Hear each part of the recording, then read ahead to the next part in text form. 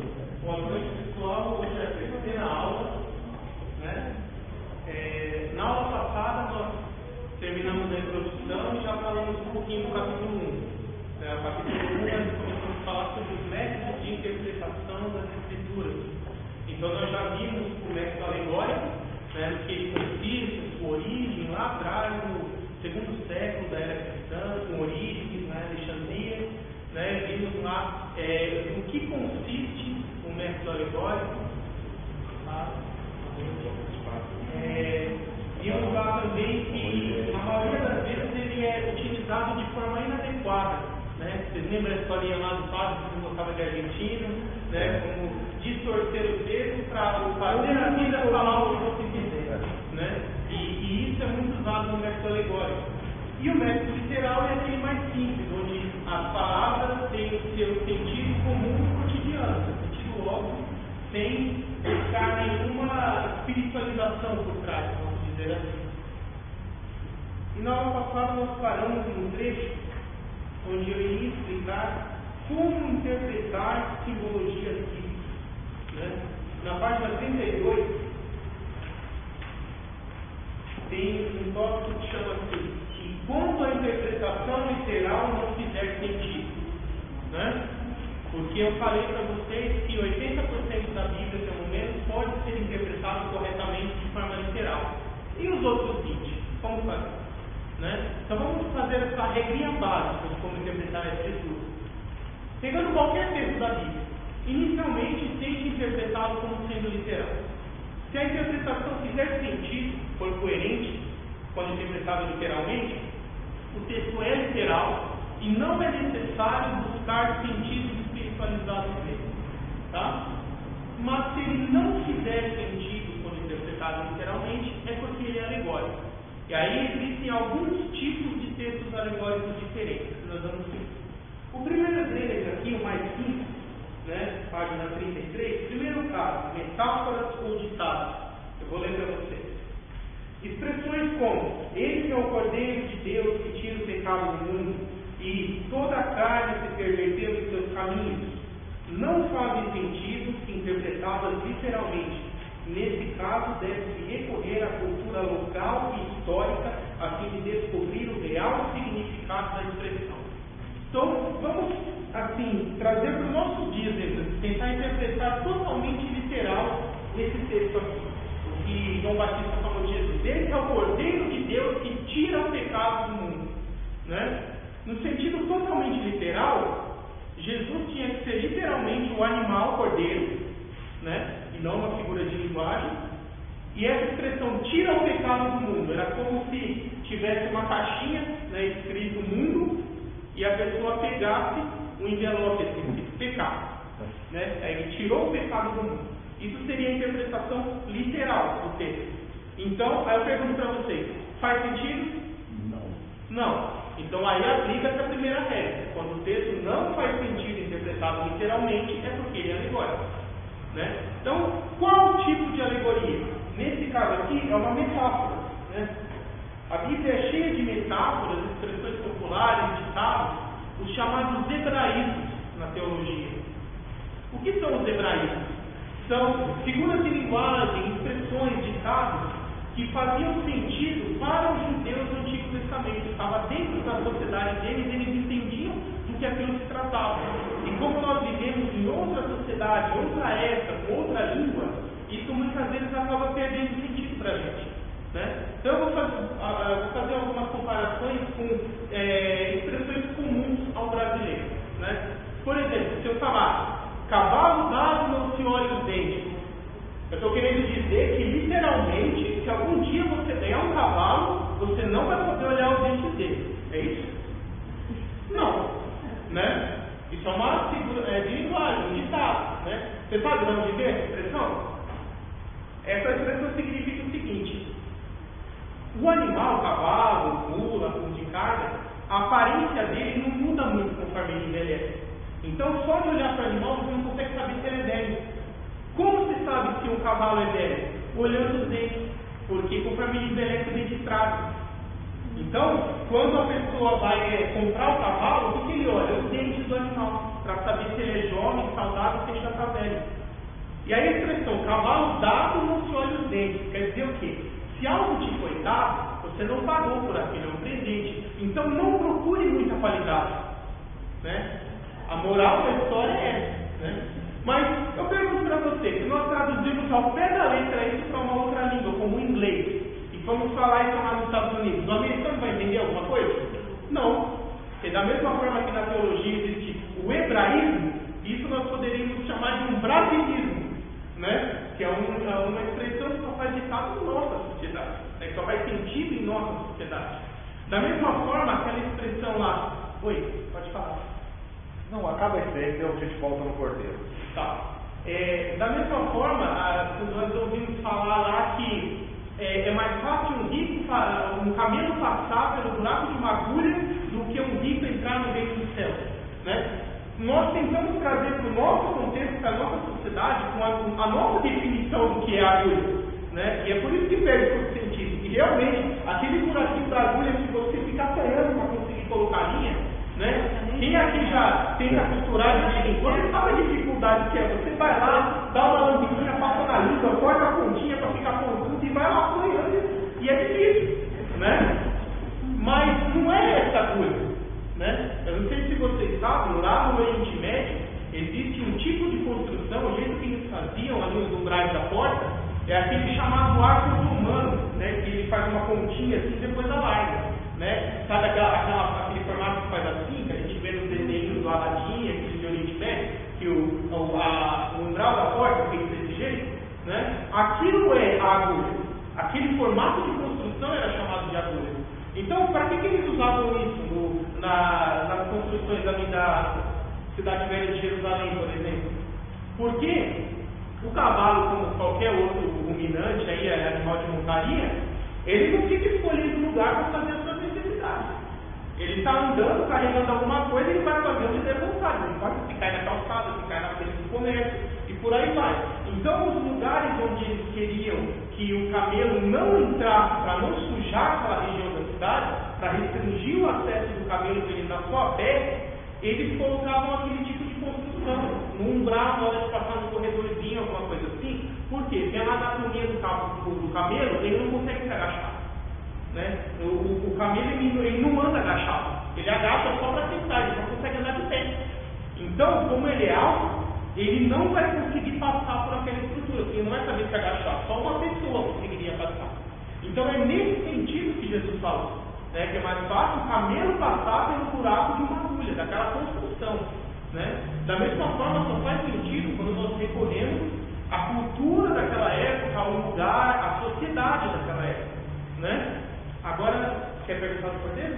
Então, com relação ao cordeiro, não sei se ficaria como uma metáfora, porque não fazia referência ao cordeiro usado em sacrifício que expiava o pecado? Sim, exatamente. Mas aí que eu disse para você, dentro do contexto judaico, porque eles que tinham a estrutura de sacrifício, faziam o sacrifício da lei de Moisés. Agora eu pergunto para você, pega um brasileiro que nunca lê Bíblia, não conhece nada de Israel, Antigo Testamento, nada da Bíblia, ele vai entender o que isso significa? Não. Então, aí isso acaba sendo uma metáfora desse mesmo estilo, hebraísmo também. Porque só quem entenderia o sistema de sacrifícios do Antigo Testamento, os rituais, o cordeiro pascal, essas ideias que ele iria assim metáfora, né? E essa é uma expressão, eu acho que é bastante curiosa, né? É o que Deus fala lá um pouco antes do dilúvio. Toda a carne se perverteu em seus caminhos. Se a gente pensar isso de forma totalmente literal, a primeira coisa que me vem na cabeça é aquele desenho do pica-pau. Ele está morrendo de fome no inverno, e aí ele vai dar um lobo e o lobo vê um franguinho assado andando assim, né? Porque toda a carne se perverteu em seus caminhos.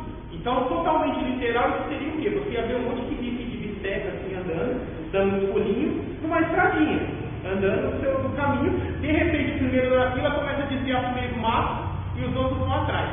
E aí toda a carne se perverteu em seus caminhos. Né? Isso é o que seria literalmente. Então, como não faz sentido, não é literal. Né? E essa metáfora significa o quê? Carne é um outro hebraísmo para se referir ao ser humano, à raça humana. E caminho é uma outra metáfora para se referir à conduta, comportamento. reverter o seu comportamento, a sua conduta. Mas vocês já estão começando a perceber como que automaticamente nós interpretamos o texto de forma alegórica sem nem perceber como ele realmente seria se fosse literal? Né?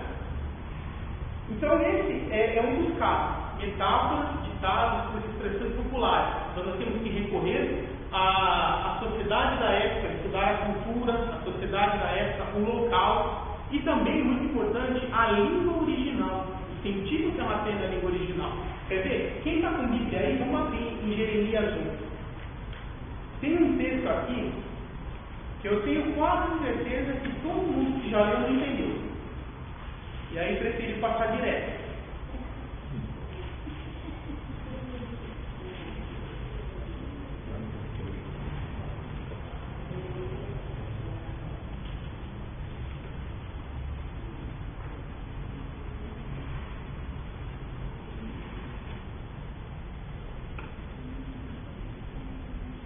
Versículo 11 em diante. Na minha tradução, que é a NVI, diz assim. Jeremias 1, versículo 11 em diante. Diz assim, na tradução NVI: E a palavra do Senhor veio a mim, dizendo: O que você vê, Jeremias? Vejo um ramo de amendoeira, respondi. O Senhor me disse: Você viu bem, pois estou vigiando para que a minha palavra se cumpra. Legal. E aí, o que tem a ver uma coisa com a outra? Vejo um ramo de amendoeira, é isso mesmo, Jeremias, você está vendo o ramo, muito bem, é isso mesmo. Você está de você nesse ramo de amendoeira, para você saber que eu zelo para que a minha palavra se cumpra. Isso aqui é um trocadilho que só faz sentido em hebraico. Eu vou explicar para vocês. A palavra amendoeira em hebraico é shaket. E a palavra e o verbo velar, proteger, é shoket. Só que em hebraico não tem vogal. Então, essa mesma letra pode ser interpretada na grafia como A ou O, dependendo de como você lê. Então, a grafia das duas palavras é idêntica. Só a pronúncia que muda um pouquinho. Então, Deus fez um trocadilho. O que você vê, Jeremias? Eu vejo shaket, que é amendoeira. Então, isso é para que você saiba que o Senhor shoket. O Senhor zela para que a sua palavra se cumpra. Isso é um trocadilho que só faz sentido em hebraico. Né? Então, toda vez que você traduz para outra língua, perde sentido. É a mesma coisa da expressão: quem casa, quer casa. Eu usei a palavra casa do mesmo jeito em dois sentidos. Né? O minha moradia é o verbo casar. Né? Se eu traduzir isso para outra língua, vai perder a rima, vai perder esse jogo de palavras. Então, ele perde sentido. E a mesma coisa aqui. Olha que legal, a tradução NVI tem uma notinha de rodapé que explica isso daí. Ele diz assim: a palavra vigiando assemelha-se à palavra amendoeira em hebraico. Por isso que eu gosto da tradução NVI. Eu, o pastor Carlos, nós utilizamos mais a NVI porque ela, além de ser de fácil entendimento, fiel ao texto original, ela tem em quase todas as páginas essas notas de rodapé que dão explicações complementares, para que você possa entender melhor. Então, isso é um outro caso que nós temos que recorrer às línguas originais, que só vão fazer sentido quando observar no original. Amém? Vocês entenderam? Mais ou menos?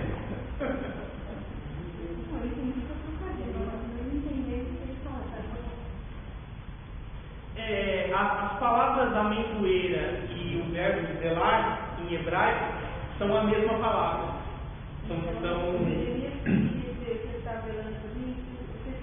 Isso, porque a palavra amendoeira é a mesma palavra em hebraico que significa zelar. Então, quando ele está vendo a amendoeira, é a mesma coisa que fala. A amendoeira significa zelar. É a mesma palavra, em hebraico com os dois significados. Igual em português, eu dei como exemplo, a palavra casa. Você pode utilizar com o sentido de moradia ou com o sentido da conjugação do verbo casar. Ele casa. Não é a mesma palavra igualzinha, mas com significado diferente? É essa mesma situação do hebraico. A palavra nos dois casos é igual, com significado diferente. Tá? Mas esse é o caso mais simples, isso aqui é o mais tranquilo de entender. O mais trabalhoso é o próximo, segundo caso, textos proféticos simbólicos. E essa é a parte mais importante do capítulo 1. Que aqui está a chave de como interpretar profecias bíblicas. Né? Isso é o que eu queria que vocês prestassem mais atenção na aula de hoje, pelo menos. Todo aquele que faz uma interpretação de uma profecia errada, que cai em ensinos doutrinários, ele erra porque não utiliza um princípio básico chamado de a Sagrada Escritura se interpreta por si mesma, ou a Sagrada Escritura se auto-interpreta. O que significa isso? Toda vez que você lê um texto, né, que a maioria dos textos proféticos, eles foram revelados por meio de visões, ou visões proféticas, cheias de simbologias. Então, eles não são para ser interpretados literalmente. Cada simbologia tem um significado. Mas como saber o significado correto de cada simbologia bíblica? Quando você lê um texto que isoladamente ele é incompreensível, porque você não sabe o que significa aquela simbologia, você tem que procurar no restante da Bíblia, em outros livros, outros textos, até você achar um outro texto da Bíblia que contenha essa mesma simbologia, e nesse outro texto vai ter a explicação do que aquela simbologia significa. E aí, você aprendendo o que significa aquela simbologia por outro texto, quando você achar em outro lugar essa mesma simbologia, você aplica a mesma explicação que você aprendeu no texto anterior. Eu vou dar um exemplo para vocês. Daniel 2, versículos 2 e 3, né, diz assim: em minha visão à noite, eu vi os 4 ventos do céu agitando o grande mar. 4 grandes animais diferentes uns dos outros subiram do mar. Somente através do livro de Daniel não temos informação suficiente para poder interpretar o que significa esse mar, né, esses animais subindo do mar. Nesse caso, é necessário procurar algum lugar na Bíblia onde se fala a respeito de um animal sair do mar. Aí aqui na página 34 tem o texto de Apocalipse 13, versículo 1. Diz assim: vi uma besta que saía do mar, tinha 10 chifres e 7 cabeças, com 10 coroas, uma sobre cada chifre, e em cada cabeça um nome de blasfêmia.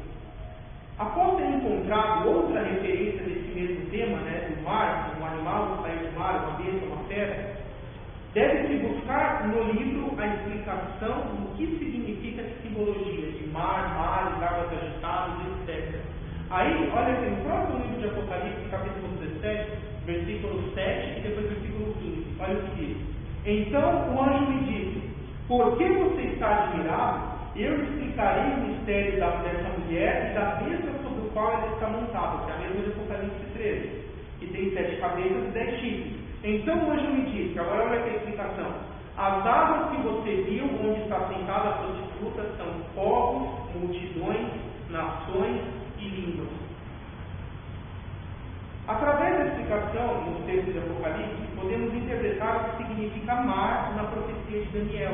A simbologia profética de mar, mares, águas agitadas, etc., significam as nações gentílicas com seus diversos povos e línguas. Diversos elementos de simbologia estão espalhados pela Bíblia. Para interpretá-los corretamente, é necessário aprendê-los através de outras passagens da própria Bíblia. Vou citar mais um exemplo disso. O próprio texto de Apocalipse 13:1, que nós vemos agora. E vi uma besta que subia do mar com 7 cabeças e 10 chifres. Então vamos aplicar a regrinha. Inicialmente, tente interpretar todo o texto como sendo literal. Aí a gente tenta imaginar esse texto literal. A primeira coisa que vai vir na cabeça de vocês, para os mais antigos, é o episódio do Jasper, onde você vê aquele monstrão saindo do mar e destruindo aqueles prédios de isopor, né? Igual tinha antigamente. Quem não é tão velho assim vai pensar no Power Ranger, né? Que é uma coisa um pouquinho mais recente, vinha aquele monstrão lá e saía quebrando tudo do mesmo jeito. Geralmente era assim, Godzilla, né? Saía do mar, saía quebrando tudo. Faz sentido? Não. Então não é literal, é alegórico. Nós já vimos que isso aqui não é um ditado, não é uma expressão popular, é uma simbologia. Então nós temos que saber o que significa a simbologia de besta, fera, né? Essa palavra em português acaba sendo um pouco fora de sentido, porque ela é usada como xingamento, né? Mas se nós pegarmos a sua origem, né, por exemplo, o mais certo até seria traduzir por fera. Porque se vocês olharem, por exemplo, em inglês, beast, a tradução de beast é fera, não é besta. Né? Então, eu acho que até as Bíblias deveriam traduzir, aqui é uma coisa muito de tradição. Mas quando tiver escrito besta, por exemplo, lá em livro de Apocalipse, entenda como fera. O que é a fera? Um animal selvagem, muito perigoso, um predador. Né? Então, isso é a ideia de fera. Né? Então, se você interprete o texto assim: vi uma fera que saía do mar com 7 cabeças e 10 chifres. Vai falar legal. E o que significa esse monte de chifre e esse monte de cabeça? E esse monstrão que está saindo do mar? Então, vamos abrir lá em Daniel 7. Né? Não precisam ler agora o texto, depois a gente vai ler no capítulo 4, direitinho, com cada detalhe. Mas eu vou antecipar para vocês. Lá em Daniel 7, Daniel tem uma visão sobre vários animais saindo do mar, um após o outro. E depois o próprio texto lá explica que cada um representa o império mundial que iria subir da terra, né, alcançar a supremacia mundial, um após o outro, substituindo o outro. Então, com base na informação lá de Daniel 7, que explica o que significa essas bestas, essas feras, o que elas significam, são o quê? Impérios mundiais de governo humano. Então você aplica lá em Apocalipse 13, quando fala que viu a besta sair do mar. Então o que é essa besta? Um império mundial de governo humano. Aí no próprio texto lá de Daniel 7, quando vai falar das cabeças, as cabeças elas significam reis, governantes. Isso está lá no texto, isso não estou adivinhando nada.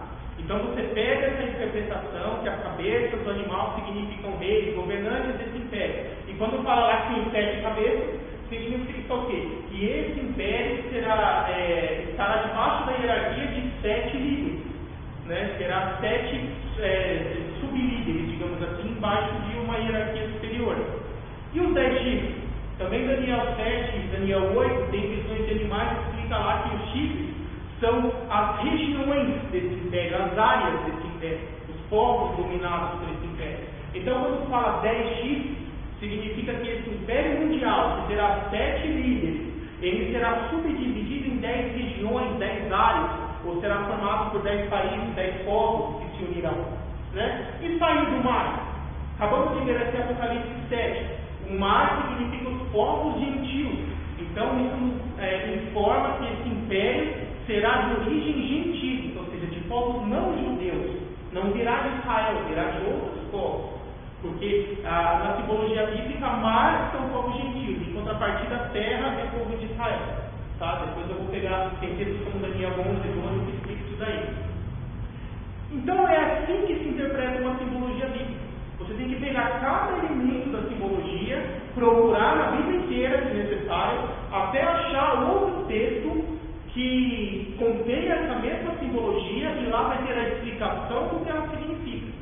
E aí você aprende a explicação do que ela significa. Em outros lugares da Bíblia, onde essa simbologia se repete, mas não tem a explicação, você aplica a mesma explicação daquele outro texto. Porque uma simbologia na Bíblia sempre vai querer dizer a mesma coisa na Bíblia inteira.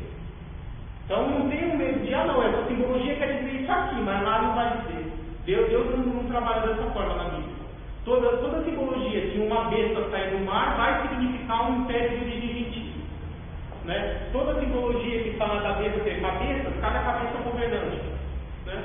Pois não. Não sei se você vê uma passagem e não encontrar outra, você possa comparar e fazer. Até hoje eu não achei.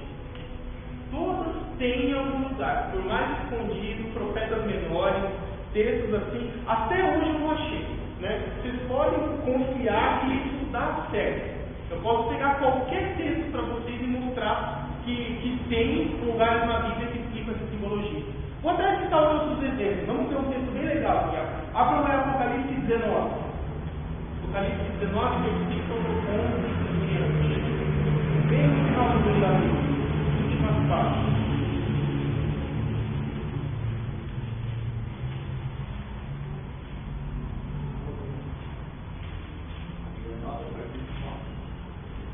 A partir do 11, Apocalipse 19, 11 em diante, aqui é a volta de Jesus já no final da tribulação, voltar para essa terra efetivamente. Diz assim: Vi os céus abertos, diante de mim estava um cavalo branco, cujo cavaleiro se chama Fiel e Verdadeiro. Ele julga e guerreia com justiça. Seus olhos são como chamas de fogo, em sua cabeça há muitas coroas, e um nome que só ele conhece e ninguém mais. Agora o 13. Está vestido com um manto tingido de sangue, e o seu nome é Palavra de Deus. Se eu perguntar para vocês, o que é esse sangue que está na roupa do Messias, que está sujando, tingindo a roupa do Messias? Instintivamente, vocês vão responder o quê? Pecado. O sangue. Então vamos para uma pergunta mais simples. De quem é o sangue na roupa de Jesus? A resposta mais intuitiva, né? Seria que é o próprio sangue de Jesus derramado na cruz. É normalmente o que as pessoas vão responder. E se eu disser para vocês que está errado? Vocês vão acreditar? Também não. Por que está errado? Porque foi quebrado o princípio. Lembra que eu falei? Toda simbologia bíblica você tem que interpretar com outros termos da própria Bíblia. Sempre que tentar adivinhar o que significa uma simbologia, por mais óbvio que pareça, vocês vão errar. Então, para confirmar isso, confirmando aqui o que o irmão perguntou, será que tem algum lugar na Bíblia que explica de quem é o sangue na roupa do Messias? Tem. Vamos abrir lá em Isaías 63.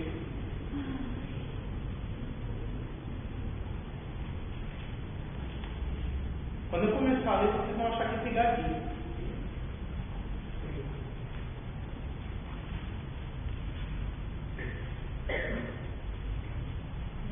Isaías 63, a partir do versículo 1, desde o começo. A tradução em inglês diz assim: quem é aquele que vem de Edom, que vem de Bosra, com as roupas tingidas de vermelho? Quem é aquele que, num manto de esplendor, avança a passos largos na grandeza de sua força? E aí ele responde para Isaías: sou eu que falo com retidão, poderoso para salvar. E aí Isaías pergunta de novo: por que tuas roupas estão tingidas de vermelho, como as de quem pisa uvas no lagar? Agora que o Messias responde: sozinho pisei as uvas no lagar das nações, ninguém esteve comigo, eu as pisoteei na minha ira, e as pisei na minha indignação, o sangue delas se espingou na minha roupa, e eu manchei toda a minha veste, pois o dia da vingança estava no meu coração. Chegou o ano da redenção. Voltando lá em Apocalipse 19, aqui ele fala de pisar uvas no lagar, né? Esmagar seus inimigos como alguém que pisa as uvas no lagar. E agora, deixa eu me encontrar aqui de novo. Versículo 15. De sua boca sai uma espada afiada com a qual ele ferirá as nações. Ele as governará com cetro de ferro. Agora olha a segunda parte. Ele pisa o lagar do vinho do furor da ira do Deus Todo-Poderoso. A continuação do Apocalipse 19. Então vocês veem que essa ideia de pisar no lagar a ponto de manchar a roupa está paralela nos dois textos. Então agora, de quem é o sangue do Messias no momento de sua volta? Será o sangue dos seus inimigos. O sangue daqueles que adorarem o anticristo, adorarem a besta, receberem a marca da besta, e que vão estar ao lado do anticristo, guerreando contra Cristo quando ele voltar. E aí ele fala que sozinho vai derrotar todo o exército do anticristo. Né? E ele vai esmagar os inimigos como alguém que pisa as uvas no lagar. Sabe o que é o lagar? O lagar é como se fosse uma piscinona, assim, ó, feita uma banheirona, feita de madeira geralmente, onde as pessoas colocavam as uvas. E na hora de fazer o vinho, geralmente não se usa máquina para triturar a semente, para extrair o suco. Porque se usar uma máquina que é metal e afiado, e ela quebrar a semente, deixa o vinho amargo. Então, o que se faz para espremer a uva sem estragar a semente? A pessoa tira, né, a calça, o sapato, e vai lá pisando a uva com o pé. E até hoje se faz isso em muitos lugares. Enche de uva aquela banheirona, que é o lagar, e ele vai pisando as uvas no lagar, para espremer elas, e lava o pé antes, né? E depois vai dar uma fervidinha também no suco, para esterilizar. O vinho que todo mundo toma é assim, viu? A maioria. Os povos daqueles caras são tudo assim. E aí o que acontece? Quando pisa a uva que ela espreme, espirra, mancha a roupa de quem está pisando, mesmo se for mais curta. Então é essa simbologia que Jesus está passando. Né? A gente tem muito aquela ideia do Jesus coitadinho, aquele servo sofredor que veio para sofrer, apanhar, ser torturado, morrer na cruz. Tudo isso aconteceu, mas isso é o Jesus da primeira vinda. Ele veio cumprir as profecias do servo sofredor. Né? Na primeira vinda, Jesus vem como réu. Na segunda, ele vai voltar como juiz. Ele vai voltar como rei dos reis, soberano da terra, que vai julgar o mundo. Né? Então, a visão é completamente diferente. Ele não vai voltar como aquele Jesus coitadinho. Ele vai voltar como um general do exército de Deus, para derrotar o inimigo. Né? E muitas vezes nós acabamos não entendendo essa associação. Em textos como Apocalipse 19, a gente bate o olho e fala, não, isso aqui é Jesus. E não é. O sangue é dos inimigos que vai derrotar. Né? Então, vocês perceberam, quando se quebra esse princípio, não utilizando outros textos da própria Bíblia para interpretar a Bíblia, você vai cair em erro. Porque tem textos que isoladamente pode até parecer uma coisa, mas quando você aplica a interpretação, ela é outra. Aí, irmão, se torna um texto literal, no caso esse. Não é. A expressão profecia se torna literal. E eu sou dois, para ser um. Não é que se torna literal, você usa a explicação de um texto para entender o outro. Né? O de Apocalipse 19 continua sendo alegórico, porque Jesus não vai vir com um olho pegando fogo e não vai vir com uma espada saindo da boca. Né? Isso são figuras de linguagem. Aí, como você pegar isso daí? O que seriam essas simbologias? Né? Se você pegar a espada saindo da boca, nós voltamos lá no texto em que Paulo fala sobre a armadura de Deus, revestidos de toda a armadura de Deus. O que ele fala que é a espada? A espada do Espírito, que é a palavra de Deus. Então ali Jesus não vai vir com uma espada pendurada na boca. Aquilo é uma simbologia, uma figura de linguagem que representa a palavra de Deus em ação. Ou seja, ele sendo Deus, ele tem o poder da palavra. Tudo que ele fala acontece. Igual Deus lá no começo, faça luz, faça-se o mar, faça-se separação entre terra e terra seca e água. Então, Cristo sendo Deus, ele tem o poder da palavra. E é isso que representa essa espada saindo de sua boca. Né? E outros textos, por exemplo, se você olhar lá em Apocalipse 4 e 5, tem os 4 seres viventes. Aí você procura lá no livro de Ezequiel, eles vão estar com o nome de serafins. São os mesmos, só muda de um nome para o outro. Você pega lá, por exemplo, Apocalipse 12, que fala que vi uma mulher, né, acima da lua, vestida de sol, rodeada de 12 estrelas. E aí os católicos normalmente interpretam esse texto como sendo Maria, né? Mas qual que é o erro ali? Não utilizou outro texto da própria Bíblia. Então onde é o texto que explica ele? Gênesis 37, onde José do Egito tem um sonho. E que sonho era esse? Ele vê no céu o sol, a lua e as 12 estrelas. E de repente todos eles se curvam para ele, que é uma das estrelas ali. E nesse sonho ele mesmo explica que o sol e a lua são seus pais e as estrelas são seus irmãos, né, e que eles iriam se curvar perante ele, como aconteceu depois quando ele virou governador. Né? E como eles eram o povo de Israel ali na época, né, eles eram patriarcas, então toda a nação eram só eles naquele momento. Então essa visão de sol, lua e estrela significa o quê? A nação de Israel, o povo judeu. Então a mulher lá em Apocalipse 12 representa a nação de Israel. É só você pegar o sonho de José em Gênesis 37 e ver que elementos são os mesmos, a explicação que ele deu lá é a mesma que se aplica em Apocalipse 12. Então todo texto de simbologia vai ter explicação em algum outro lugar.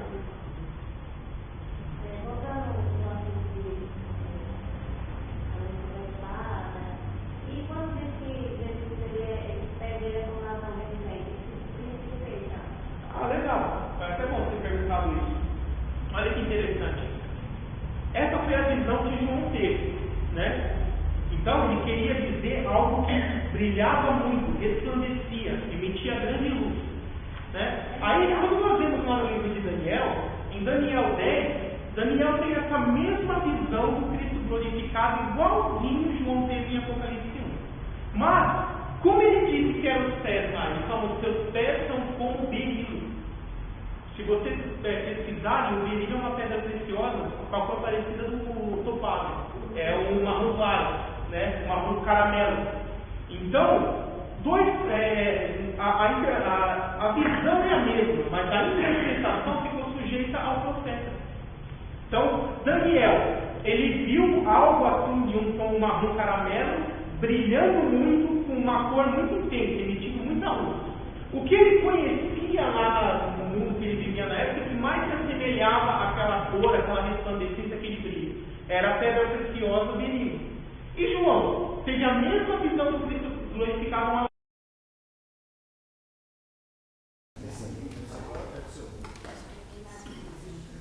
Pessoal, agora vamos começar o capítulo 2, está na página 35 do livro. O capítulo 2 fala sobre as alianças de Deus com Israel. Ao todo, na Bíblia nós encontramos 8 alianças que Deus fez. Mas 4 delas são de um tipo e 4 são de outro tipo. Nós temos as alianças chamadas temporais e condicionais. Mas antes disso, vamos falar o que são as alianças, a definição de aliança. Vou ler aqui desde o começo para vocês entenderem a importância desse assunto. As alianças de Deus determinam seu plano escatológico, e a correta interpretação delas capacita o estudioso da escatologia a desenvolver um sistema escatológico coerente e biblicamente correto. Por isso, as alianças de Deus são a base da escatologia e devem ser cuidadosamente estudadas. Negligenciá-las fatalmente produzirá sistemas escatológicos repletos de visões e conceitos errados. Então, grupos como os amilenistas, por exemplo, por que eles são amilenistas? Dizendo assim, por falta de estudar as alianças. Porque vocês vão ver que um dos principais motivos na escatologia de se estudar as alianças é que elas comprovam que tem que ter um milênio físico e literal, com Cristo reinando 1000 anos aqui na Terra depois que ele voltar. Porque eu não vou falar porque, deixa mais para frente. Mas vocês vão ver que comprova assim. Definição de aliança. Uma aliança é um pacto, um acordo, um contrato, onde duas partes recebem atribuições a cumprir e se propõem mutuamente a cumpri-las, havendo inclusive punições para a parte que não cumprir sua obrigação e bonificações para a parte que a cumprir. Desde o início da humanidade, Deus se relaciona com os homens através de alianças. No início ele fez uma aliança com Adão, mas Adão a quebrou. Depois ele fez uma outra aliança com Noé, depois fez uma com Abraão, com Moisés, com o povo de Israel, com Davi, entre outros. Então eu vou passar de uma forma bem rápida, para vocês entenderem o que é aliança. A aliança é como se fosse um contrato que Deus faz com a humanidade em algum determinado momento. Então Deus estabelece um conjunto de regras sobre o qual o ser humano deveria viver. E essas alianças, as primeiras principalmente, elas foram temporais, ou seja, elas valeram por um determinado período de tempo. Então, humanamente falando, vamos estender assim como a vigência do contrato. E esse período de tempo é chamado de dispensação. Então, a aliança é o contrato em si, e o período de vigência do contrato é a dispensação. Para vocês entenderem, lá no comecinho, com Adão e Eva, antes de caírem em pecado, Deus fez uma aliança, descrita lá em Gênesis 1, versículos 28 a 30, onde ele fala, sejam férteis, multipliquem, se exerçam domínio sobre todos os animais, sobre as aves do céu, cuidem do jardim. Essa é a parte boa, digamos assim, são os direitos. E o dever, está lá em Gênesis 2, 15 e 17, não coma do fruto da árvore do conhecimento. Então essa foi a primeira aliança, durou um período de tempo indeterminado. Não sabemos quanto tempo Adão e Eva demoraram para cair em pecado, porque até aquele momento eles eram imortais, não envelheciam, podem ter passado séculos, teoricamente, até que eles viessem a pecar. E aí, depois do pecado, vocês vão ver que lá em Gênesis 3, versículos 12 a 20, Deus ele dá uma nova aliança, ele substitui aquela que foi quebrado por Adão e Eva. Então ele introduz alguns elementos, fala que a mulher começará a ter dores, né, no momento do parto, a dor dela será multiplicada, que o homem agora terá que ter um trabalho mais pesado, mais árduo para conseguir ter o seu sustento, né? E que a terra ficou maldita por causa do pecado, então ela não era mais como Éden, ela vai se produzir espinhos e ervas daninhas, vai dificultar esse trabalho, e fala que o homem vai ter que tirar o seu sustento da terra até voltar ao pó, então vai envelhecer e morrer, né? Então essa foi algumas mudanças aí de uma aliança para outra. Essa primeira aliança antes do pecado é chamada de aliança edêmica, porque ela foi feita lá com Adão e Eva no Éden, né? E a dispensação, ou seja, o período que ela ficou em vigência, é chamada dispensação da inocência, porque a humanidade, Adão e Eva, ainda eram inocentes, não conheciam o pecado. Depois que eles pecaram, essa segunda aliança que Deus colocou em substituição é chamada de aliança adâmica, né? Porque ela foi feita com Adão, a outra também, mas a diferença é que agora já não era mais no Éden, né? Então é só lembrar, a edêmica foi feita no Éden, e a adâmica foi feita com Adão depois que eles pecaram, né? E esse período de vigência dessa segunda dispensação é a chamada dispensação da consciência, onde o ser humano já tinha conhecimento do bem e do mal. Até onde essa dispensação foi? Até logo após o dilúvio, na época de Noé, né? E aí lá em Gênesis 9, Deus faz uma outra aliança com Noé, chamada de aliança noética, né? Porque é feita com Noé. E o período de vigência dessa outra aliança é chamado de governo humano, né? É dispensação do governo humano, tá?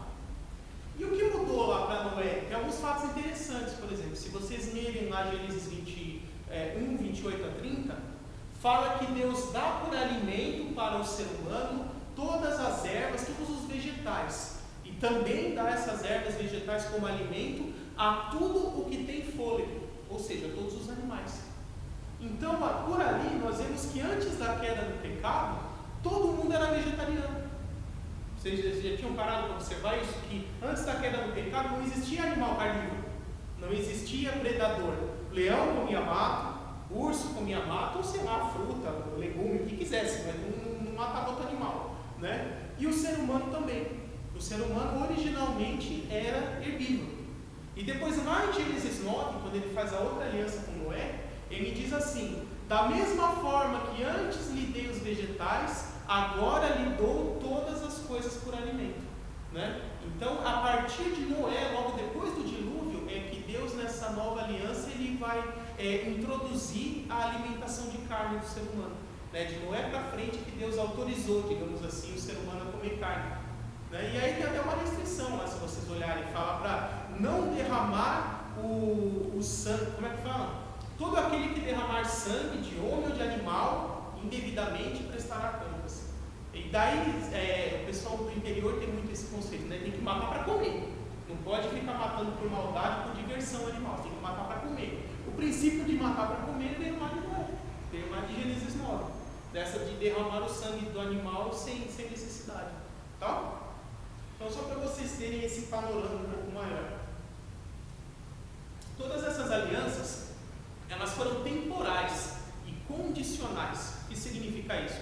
Deus estabeleceu uma série de condições a ser cumpridas, e é mais ou menos assim: se o ser humano fizesse a parte dele, Deus fazia a sua. Se não fizesse a parte dele, a aliança estava quebrada, né? E elas já tinham um período de vigência definido por Deus, digamos assim. Nunca tiveram a intenção de serem eternas. Até que Deus começou a fazer um outro tipo de aliança. E é a que nós encontramos lá com Abraão em Gênesis 12, versículos 1 a 6, né? E essa aliança está aqui na página 36, chamada Aliança Abraâmica. Com essa aliança, Deus começa a fazer com a humanidade um tipo diferente de aliança. Por quê? Vocês vão ver, essa aliança ela não é condicional, ela é incondicional. Ou seja, Deus prometeu para Abraão um conjunto de bênçãos, né? Ele fez um conjunto de promessas para Abraão e não estabeleceu nenhuma condição que Abraão deveria cumprir para que essas alianças se cumprissem, essas promessas de Deus se cumprissem. Deus prometeu por si aliança incondicional. E Deus não estabeleceu um prazo de vigência para isso. Essa aliança era eterna. A partir de quando ela foi dada, a promessa vai valer para sempre. Então Deus começa um novo tipo de aliança. Vamos ver o que Deus falou aqui para Abraão. Página 36, Aliança Abraâmica. A primeira das 4 alianças eternas feitas por Deus é a Aliança Abraâmica. Ela constrói a base para as outras 3, porque todas as outras alianças eternas são extensões e ampliações das bênçãos descritas na Aliança Abraâmica. Deus chamou Abraão para, a partir dele, gerar o povo do qual nasceria o Messias, o Salvador da humanidade. A aliança que Deus fez com Abraão é mais um passo numa concretização desse objetivo. Antes de tudo, devemos ler e analisar os textos bíblicos onde a aliança é descrita. Então, quais são eles? Gênesis 12, 1 a 3, 13, 15 a 17, 17, 7, 8 e 22, 16 a 18. Todos eles estão aqui na página 37. Então, primeiro, vocês vão ver aqui vários números entre parênteses que eu inseri no texto. Cada lugar que tem um número desse foi uma das promessas que Deus fez. Vocês vão ver que algumas promessas se repetem nesses textos, mas ao todo Deus prometeu 9 coisas para Abraão. Vamos ler os textos. Primeiro aqui, Gênesis 12, 1 a 3. Então o Senhor disse a Abraão: saia da tua terra, do meio dos seus parentes e da casa de seu pai, e vá para a terra que eu lhe mostrarei. Farei de você um grande povo, e o abençoarei. Tornarei famoso o seu nome, e você será uma bênção. Abençoarei os que te abençoarem, e amaldiçoarei os que te amaldiçoarem. E por meio de você, todos os povos da terra serão abençoados. Depois Gênesis 13, 14 a 17 continua. Disse o Senhor a Abraão, depois que Ló separou-se dele: de onde você está, olhe para o norte, para o sul, para o leste e para o oeste. Toda a terra que você está vendo, darei a você e a sua descendência para sempre. Tornarei a sua descendência tão numerosa como o pó da terra. Se for possível contar o pó da terra, também se poderá contar a sua descendência. Percorra esta terra de alto a baixo, de um lado ao outro, porque eu a darei a você. Agora Gênesis 17, 7 e 8. Olha o que Deus diz aqui: estabelecerei a minha aliança como aliança eterna entre mim e você e seus futuros descendentes. Então, o próprio Deus chama ela de eterna. Para ser o seu Deus e o Deus dos seus descendentes. Toda a terra de Canaã, onde agora você é estrangeiro, darei como propriedade perpétua a você e a seus descendentes, e serei o Deus deles. E por último, Gênesis 22, 16 a 18 diz: e disse: juro por mim mesmo, declara o Senhor, que por ter feito o que fez, não me negando o seu filho, o seu único filho, esteja certo de que o abençoarei, e farei os seus descendentes tão numerosos como as estrelas do céu e como a areia das praias do mar. Sua descendência conquistará as cidades que lhe forem inimigos, e por meio dela, todos os povos da terra serão abençoados, porque você me obedeceu. Então, e nessa última, Deus ainda jura por si mesmo. Daqui a pouquinho eu vou explicar o que significa isso e quais são as implicações. Mas na página 38, eu separei aqui as 9 coisas que Deus prometeu para Abraão. Né? Olha quais são. Primeiro,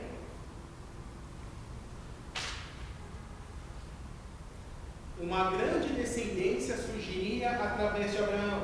Segundo, Abraão seria abençoado por Deus. Terceiro, seu nome se tornaria famoso.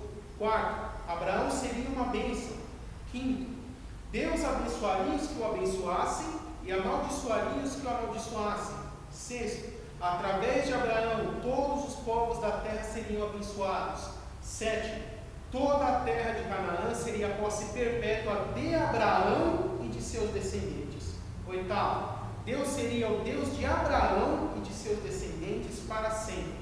Nono, sua descendência conquistaria as cidades de seus inimigos. E aí, quando nós analisamos essas 9 coisas que Deus prometeu para Abraão, percebemos que elas se subdividem em 3 grupos.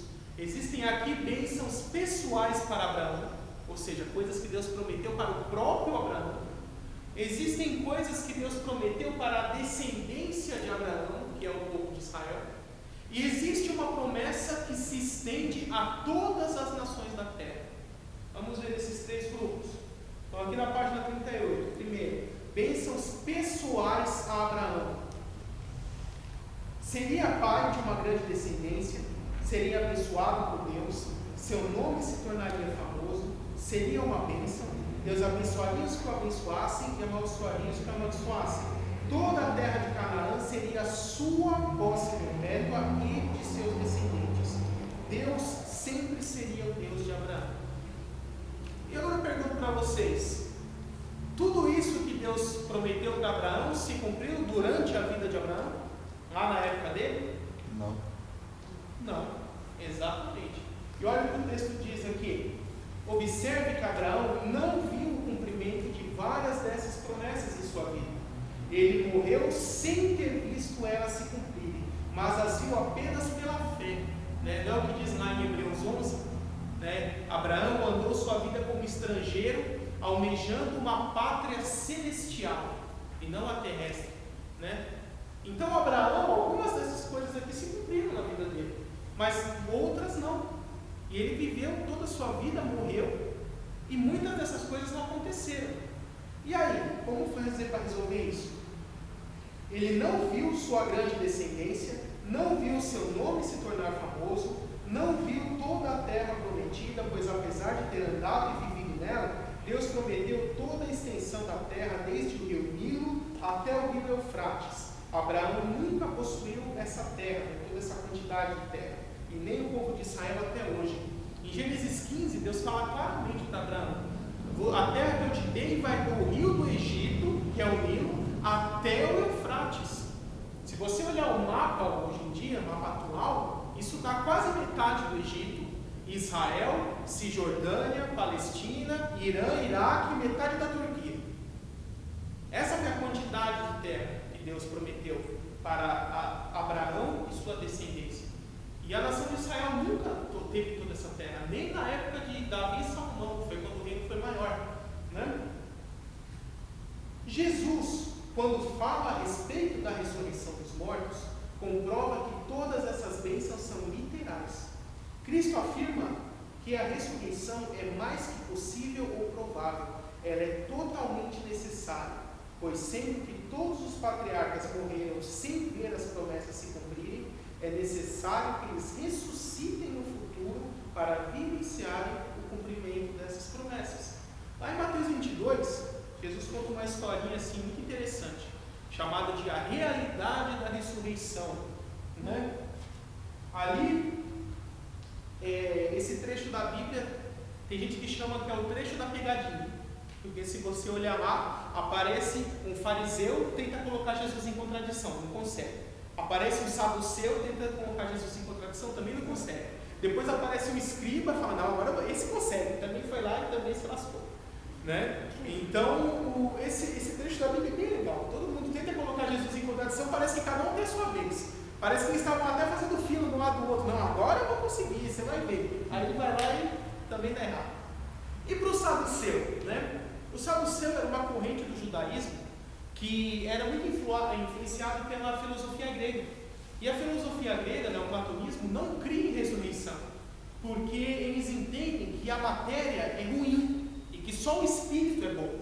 Então, ressuscitar implica nesse espírito entrar no corpo novamente, possuir o corpo outra vez, ter matéria outra vez. Então, eles não conseguiam aceitar que algo com corpo físico fosse santo. E isso que deu problema lá na frente depois com os gnósticos, que não aceitavam que Jesus tinha um corpo de carne e osso igual o meu e o seu, porque eles pensam assim, se a matéria é ruim, como é que Jesus pode ser santo se ele tem um corpo comum? Mas não é isso que a Bíblia ensina. A Bíblia ensina na redenção da matéria, que o corpo em essência não é ruim, ele está ruim porque está contaminado pelo pecado, mas depois da redenção dessa matéria voltará a ser santo. Então a matéria não é ruim, ela está ruim porque está contaminada. Mas voltando no saduceu, como ele não cria em ressurreição, ele quis fazer uma pegadinha com Jesus justo nessa parte. E olha o que ele fez. Ele falou assim: mestre, vamos supor que uma mulher se casa com o mais velho de 5 irmãos. E esse esposo dela morre sem lhe deixar filhos. E aí, pela lei judaica, os filhos seguintes teriam que casar com essa viúva, ter um filho com ela, e o primeiro filho desse casal seria considerado descendente do falecido. Filho do falecido, para quem tivesse uma descendência, que tivesse o seu nome. Mas vamos supor que o segundo também morra sem deixar filhos. Ela casa com o terceiro. E aí o terceiro também morre sem deixar filhos. E assim ocorre com o quarto, com o quinto, até os 5 morrerem. E aí alguém deve se perguntar, viúva negra do caramba, né?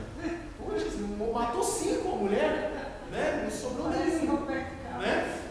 Mas então, e aí por último, a mulher morre também. E aí o saduceu pergunta, na ressurreição, quem será o marido dela?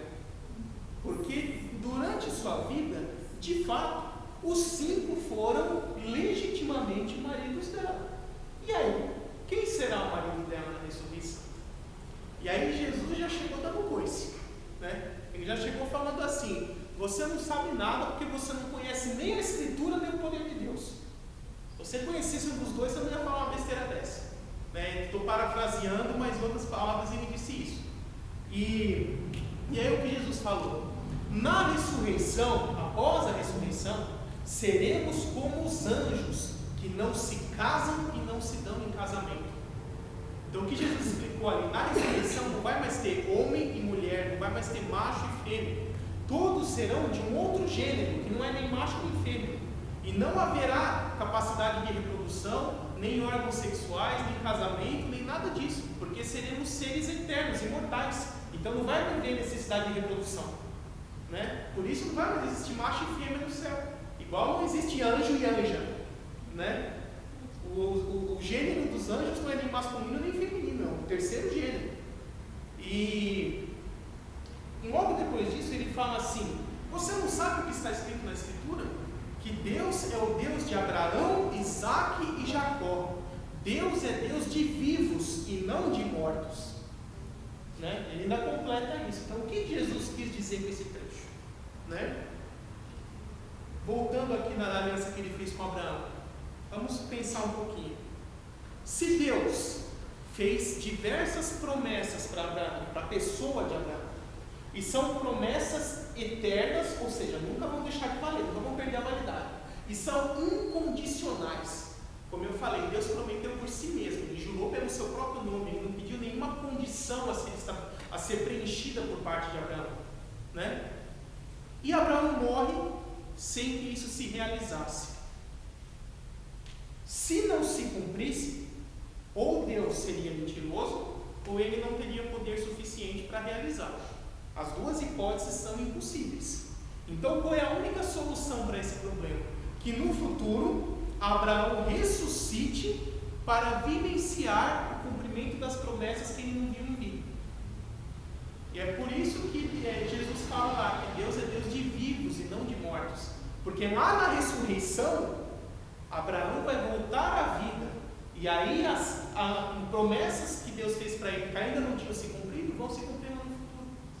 Porque elas são eternas e incondicionais. Vocês entenderam agora? Pode falar, Machado. A ressurreição, então, é após arrebatamento ou não? Depende de para quem. Abraão, lembra que eu falei dos 3 grupos? Igreja, Israel e nações? Para a igreja Abraão. é no momento do arrebatamento. Arrebatamento. No momento do arrebatamento. 1 Tessalonicenses 4, 16 e 17 fala o quê? Os mortos em Cristo ressuscitarão primeiro. Depois, logo em seguida, nós que estivermos vivos, seremos transformados para uma natureza imortal, subiremos aos céus junto com eles para nos encontrarmos com o Senhor nos ares. Então, para a igreja, a ressurreição é no momento do arrebatamento, que é anterior à tribulação. Porque quando eu li na Bíblia que Deus não é Deus de mortos, e sim deveria, aí falaram que Abraão então estaria vivo. Mas então é no arrebatamento que ele vai estar. Isso, antes ele não estava explicando como será na ressurreição, né? Então o texto continua nesse mesmo assunto. Ele está falando como as coisas vão ser depois da ressurreição. Tá? Então é isso aí, pessoal.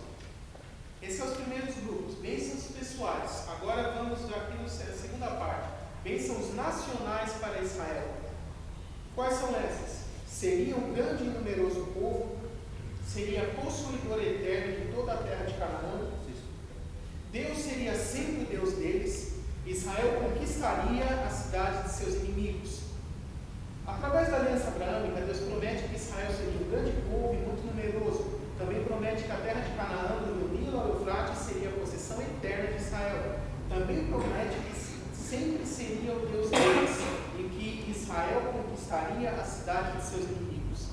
E por último, a bênção geral a todas as nações, que diz assim: através de Abraão, todos os povos da terra seriam abençoados. Onde essa promessa se cumpriu? Vocês sabem? Essa promessa se cumpriu em Cristo, porque Ele é o descendente de Abraão. Ele que veio de Israel, que é o povo descendente de Abraão, para através de seu sacrifício abençoar todas as pessoas da terra.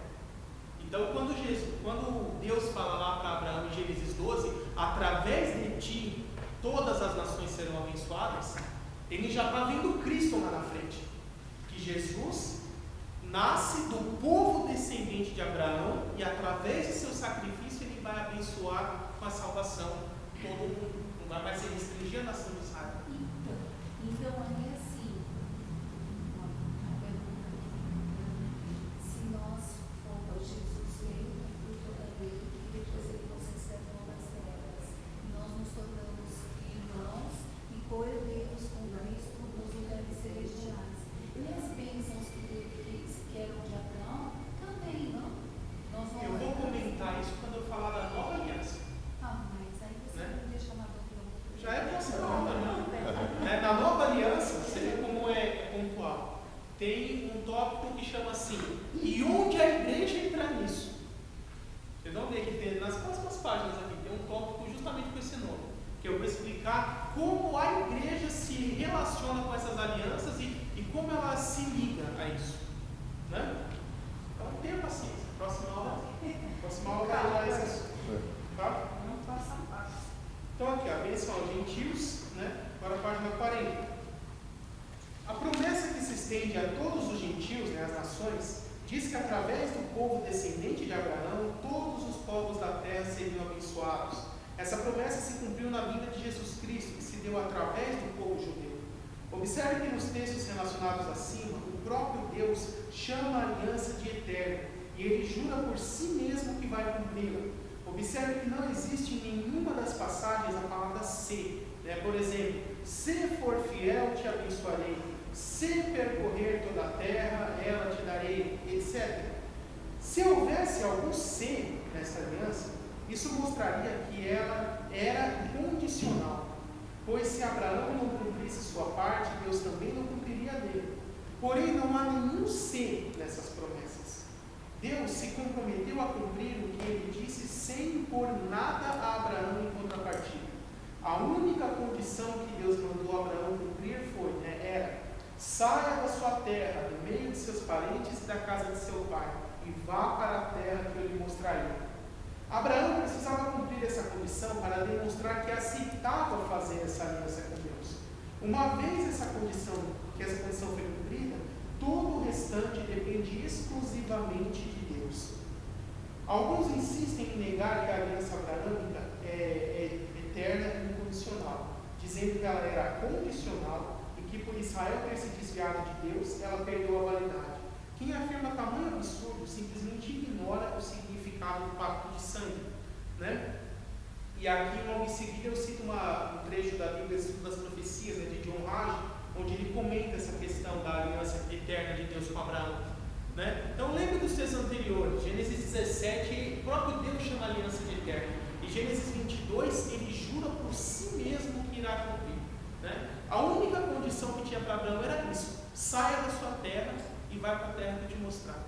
Abraão precisava cumprir essa primeira etapa para dizer: eu aceito fazer essa aliança com Deus, né? É mais ou menos assim: Deus falou para Abraão, eu tenho intenção, quero fazer uma aliança com você, mas para você aceitar, você tem que obedecer isso aqui: sai da sua terra e vai para onde eu te mostrar. Você aceita? Né? A forma dele demonstrar que aceitava fazer essa aliança era obedecer essa condição. A partir do momento que ele obedece essa condição, ele aceitou fazer essa aliança com Deus. Dali para frente, o resto é tudo com Deus. Vocês vão ver. Eu vou ler aqui para vocês o trecho. Aqueles que pensam que a promessa tenha sido condicional simplesmente não compreendem a aliança de sangue. No Antigo Testamento temos 3 maneiras possíveis de se fazer um pacto: o pacto do sapato, o pacto do sal e o pacto de sangue. No pacto de sangue, as partes devem concordar com os termos, então as 2 pessoas tomam um animal, matam-no, separam a carcaça em 2 no sentido da espinha dorsal e colocam cada uma das partes em posição oposta, formando um caminho entre elas. As 2 pessoas juntam as mãos, recitam o conteúdo do pacto e andam por entre as 2 partes do animal sacrificado. O pacto de sangue significa que os participantes foram ligados até a morte e que se algum deles romper o pacto, seu sangue deverá ser derramado como o do animal. O pacto de sangue era um compromisso permanente e incondicional. Então, como era feito o pacto de sangue? Se pegava um animal ou vários animais, matava, cortava assim na vertical, no sentido da espinha dorsal, em 2 metades. E aí se colocava uma de um lado, uma do outro, formando um caminho entre elas, assim, uma à frente da outra, né? Formando um caminho. E as 2 pessoas davam as mãos e enquanto iam andando por esse caminho, recitavam os termos da aliança. E isso representava no Antigo Testamento uma aliança incondicional e eterna. E qualquer uma das partes que quebrasse aquela aliança, a punição era a pena de morte. E olha o que aconteceu em Gênesis 15. Em Gênesis 15, Deus ordena a Abraão que pegue uma ovelha, uma cabra, um cordeiro, uma rola e um pombo. Com exceção das aves, ele cortou todos os outros ao meio. Deus fez Abraão cair num sono profundo. Por quê? Pois nenhum homem pode olhar para Deus e continuar vivo. Como é que Deus ia descer em pessoa do céu, dar a mão para Abraão para recitar? Na hora que ele desse a mão, Abraão terá uma churrasquinha. Era certeza. Né? Então, o que Deus fez? Olha a estratégia. Colocou Abraão num sono profundo. Em seu sono, Abraão viu um fogareiro fumegante e uma tocha de fogo que passou entre aqueles pedaços. Está em Gênesis 15, 17. Sabemos que no Antigo Testamento a coluna de fogo significava a presença da glória, a Shekinah de Deus. Deste modo, Deus estava se comprometendo incondicionalmente e para sempre através de uma aliança de sangue com Abraão e seus descendentes, dizendo: a tua descendência deu essa terra. Está lá em Gênesis 15, 18. O Salmo 89, versículos 30 a 37, apresenta uma confirmação de que a promessa feita a Abraão e sua descendência fora incondicional. Deus diz: se os seus filhos desprezarem a minha lei e não andarem em meus juízos, se violarem os meus preceitos e não guardarem meus mandamentos, então eu os punirei com vara as suas transgressões e com açoites a sua iniquidade. Mas jamais retirarei dele a minha bondade, nem desmentirei a minha fidelidade. Não violarei a minha aliança, nem modificarei o que os meus lábios proferiram. Então o que Deus fala lá? Se o povo se desviar, vai sofrer punição. Vou fazer uma punição educativa neles. Mas eu não vou quebrar minha aliança por causa disso. O que aconteceu ali com Abraão? Quando ele coloca Abraão nesse sono profundo, Abraão vê essa grande bola de fogo, representando ali a glória, a presença de Deus, descer e passar entre aquele caminho. O que Deus estava querendo dizer com isso? Da sua parte, para mim não faz diferença nenhuma se você vai se comprometer passando por aqui. Mas da minha parte eu te adianto que eu já me comprometi. Então antes mesmo de Abraão passar, Deus passa por ali. Quer dizer, no que compete a mim, da minha parte, eu já assumi esse compromisso com você. Para mim não faz nem diferença se você vai passar ou não. Eu já passo primeiro. E olha a consequência disso. Aliança de sangue, um pacto incondicional. Se fosse quebrado, qual seria a pena? Morte. Deus morre? Não. Então qual que é o único jeito? Cumprir. Se o pacto é a morte, Deus é imortal, então o único jeito é cumprir. Então ali, através dessa visão, Deus já deixou de forma bem clara para Abraão: eu me comprometo incondicionalmente a cumprir tudo aquilo que eu te prometi. Eu faço essa aliança com você.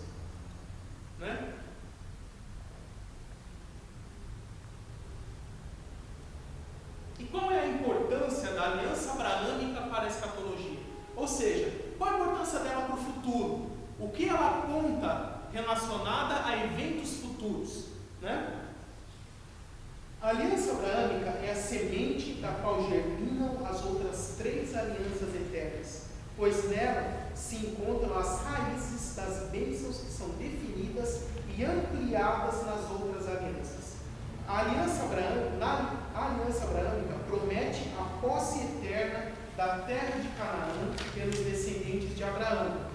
A aliança palestina, que é a próxima que nós vamos ver, confirma essa bênção, dizendo que mesmo se o povo se desviar de Deus e for espalhado por todas as nações, no tempo certo e após o arrependimento de Israel, Deus restauraria a nação e a restabeleceria na terra de Canaã de forma definitiva. A aliança abraâmica promete uma numerosa nação formada pelos descendentes de Abraão. E a aliança davídica promete um reino eternos para esta nação. A aliança abraâmica promete ao povo bênçãos espirituais e um relacionamento íntimo com Deus, de forma que esse povo seja sempre o povo de Deus. A nova aliança promete o arrependimento, perdão e restauração espiritual de Israel, para que o povo estabeleça um relacionamento íntimo com Deus. O cumprimento pleno de todas